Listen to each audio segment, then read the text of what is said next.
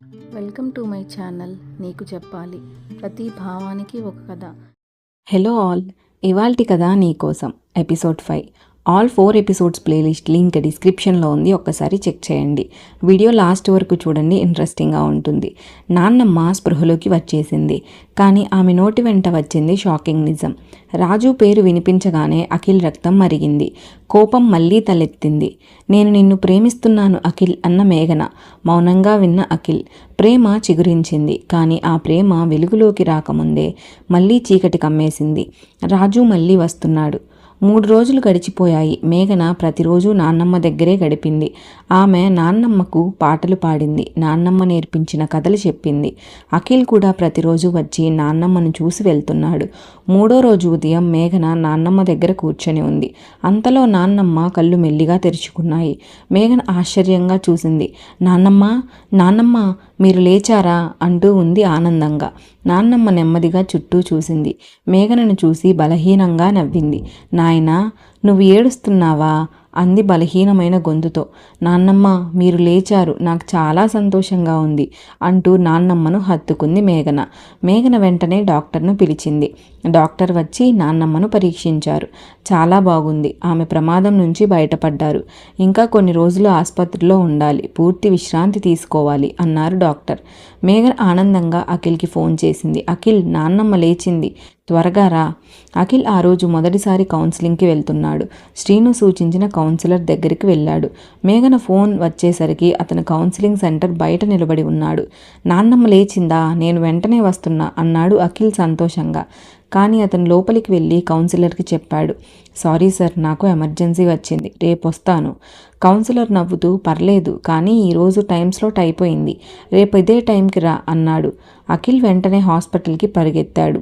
అఖిల్ ఆసుపత్రికి చేరుకున్నాడు. నాన్నమ్మ మంచం మీద పడుకుని ఉంది. మేఘన పక్కన కూర్చుంది. అఖిల్ లోపలికి వెళ్ళి నాన్నమ్మకు నమస్కరించాడు. నమస్కారం నాన్నమ్మ గారు, మీరు కోలుకున్నందుకు చాలా సంతోషంగా ఉంది. నాన్నమ్మ అతని వైపు చూసింది. నాయనా, నువ్వు చాలా మంచివాడివి, నా కోసం నువ్వు ఎంతో డబ్బు ఖర్చు పెట్టావు, నేను నీకేం చెల్లించుకోగలను?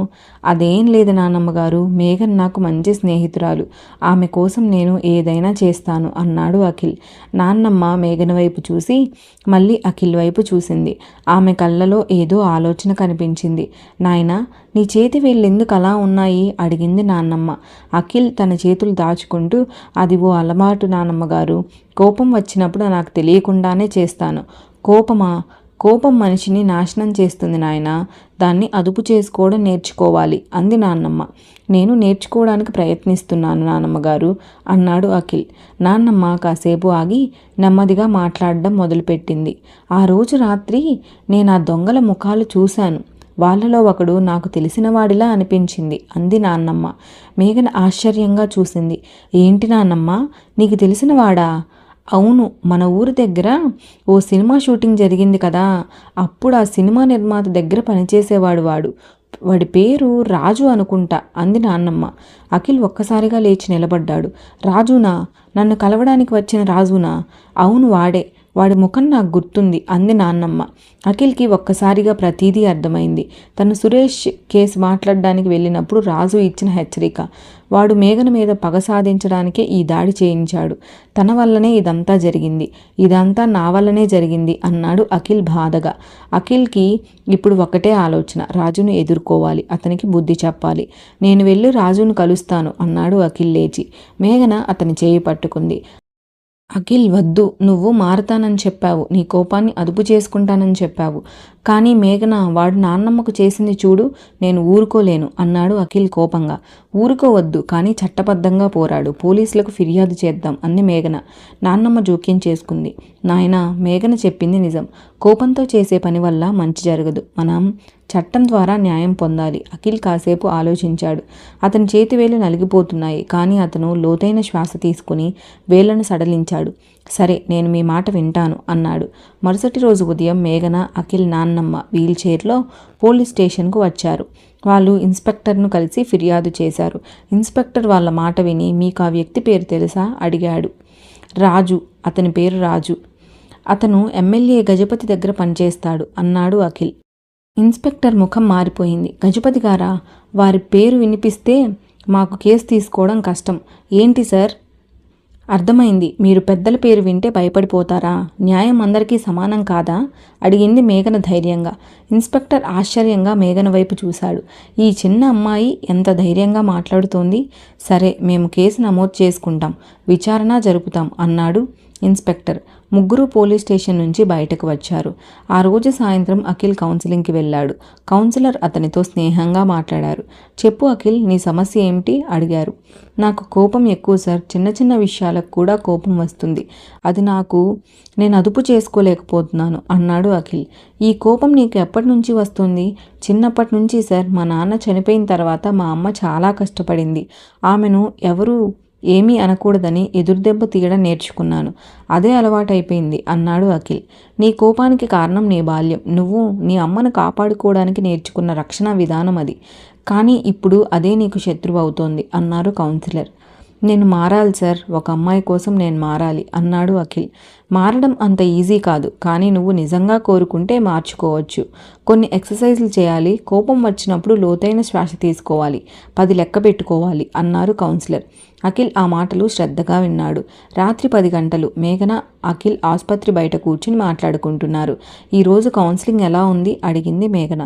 బాగుంది. నాకు నేను మార్చుకోవడానికి కొన్ని టిప్స్ చెప్పారు అన్నాడు అఖిల్. నేను నమ్ముతున్నాను, నువ్వు మారగలవు అంది మేఘన. మేఘన, నీకు తెలుసా, నేను నీకు ఒక విషయం చెప్పాలి అన్నాడు అఖిల్ కొంచెం సంకోచంగా. ఏంటి? నేను నిన్ను ప్రేమిస్తున్నాను. మొదటిసారి చూసినప్పటి నుంచి నా మనసులో నువ్వే ఉన్నావు. నీకోసమే నేను మారడానికి ప్రయత్నిస్తున్నాను అన్నాడు అఖిల్. మేఘన నిశ్శబ్దంగా వింది. ఆమె కళ్ళలో ఏదో ఆలోచన. నాకు తెలుసు అఖిల్, నాకు కూడా నీ మీద ప్రేమ ఉంది. కానీ నాకు నాన్నమ్మ, నా నృత్యం, నా కలలు ఉన్నాయి. నేను ఇప్పుడు ఏది నిర్ణయించుకోలేను అంది మేఘన. నేను నీకు సమయం ఇస్తాను. నువ్వు నీ కలలు నెరవేర్చుకోవడానికి నేను నీకు సహాయం చేస్తాను. నీకోసం ఎదురు చూస్తాను అన్నాడు అఖిల్. మేఘన అతని వైపు చూసి నవ్వింది. ఆ నవ్వులో ఎన్నో మాటలు దాగి ఉన్నాయి. మేఘన రూమ్కి వెళ్ళింది. నాన్నమ్మ మెలకువగా ఉంది. నాన్నమ్మ నిద్రపోలేదా? అడిగింది మేఘన. లేదు నాయన, నీకోసమే ఎదురు చూస్తున్నా అంది నాన్నమ్మ. మేఘన నాన్నమ్మ పక్కన కూర్చుంది. నాన్నమ్మ, అఖిల్ నాతో ప్రేమగా మాట్లాడాడు. నాకు తెలుసు నాయన, ఆ అబ్బాయి నిన్ను నిజంగా ప్రేమిస్తున్నాడు అంది నాన్నమ్మ. నేనేం చేయాలి నాన్నమ్మ? నాకు అర్థం కావడం లేదు అంది మేఘన. నాయన, ప్రేమకు సమయం ఉండదు. అది ఎప్పుడు వస్తుందో ఎవరికీ తెలియదు. నువ్వు నీ హృదయాన్ని విను, అది నీకు సరైన దారి చూపిస్తుంది అంది నాన్నమ్మ. కానీ నా నృత్యం, నా కలలు, నీ నృత్యానికి నీ ప్రేమకు సంబంధం లేదు నాయన. నువ్వు రెండింటినీ కలిపి ముందుకు వెళ్ళొచ్చు. ఒకటి మరొక దానికి అడ్డం రాదు అంది నాన్నమ్మ. మేఘన నాన్నమ్మ మాటలు వింటూ ఆలోచనల్లో పడింది. ఆ రాత్రి 12 గంటలు దాటింది. ఆసుపత్రి అంతా నిశ్శబ్దంగా ఉంది. నాన్నమ్మ నిద్రపోయింది. మేఘన కూడా నిద్రపోయింది. అంతలో ఆసుపత్రి బయట ఒక కారు వచ్చి ఆగింది. అందులోంచి రాజు మరియు అతనే మరో 2 స్నేహితులు దిగారు. ఇదే నా ఆసుపత్రి? అడిగాడు రాజు. అవును, ఇక్కడే ఉంది ఆ ముసలావిడ అన్నాడు ఒకడు. మనం లోపలికి వెళ్ళి వాళ్లకు బుద్ధి చెప్పాలి. పోలీసులకు ఫిర్యాదు చేయడమా, మనకు ఎదురు తిరగడమా అన్నాడు రాజు కోపంగా. వాళ్ళు ఆసుపత్రి లోపలికి ప్రవేశించడానికి ప్రయత్నించారు. కానీ సెక్యూరిటీ గార్డ్ వాళ్ళని ఆపాడు. ఎవరు మీరు? ఇప్పుడు లోపలికి వెళ్ళలేరు, టైం అయిపోయింది అన్నాడు గార్డ్. పక్కకి పో అంటూ రాజు గార్డును తోశాడు. గార్డు కింద పడిపోయాడు. అతను వెంటనే అఖిల్కి ఫోన్ చేశాడు. సార్, మళ్ళీ వాళ్ళు వచ్చారు, త్వరగా రండి. అఖిల్ నిద్రలోంచి లేచాడు. అతని గుండె దడదడా కొట్టుకుంది. అతను వెంటనే బయలుదేరాడు. ఇప్పుడు ఏమవుతుంది? రాజు మళ్ళీ ఏం చేయబోతున్నాడు? అఖిల్ సమయానికి చేరుకుంటాడా? అతని కోపం మళ్ళీ చెలరేగుతుందా? రాజు మళ్ళీ వచ్చాడు. అఖిల్ పరిగెత్తుకుంటూ వస్తున్నాడు. మేఘన ముందు మరో పెను ప్రమాదం. చూడండి తర్వాతి ఎపిసోడ్లో. Thank you for watching. Hope you like this video. ఈ వీడియో కనుక మీకు నచ్చినట్లయితే ఒక లైక్ చేయండి, షేర్ చేయండి, ఛానల్ను సబ్స్క్రైబ్ చేసుకోండి. Thank you.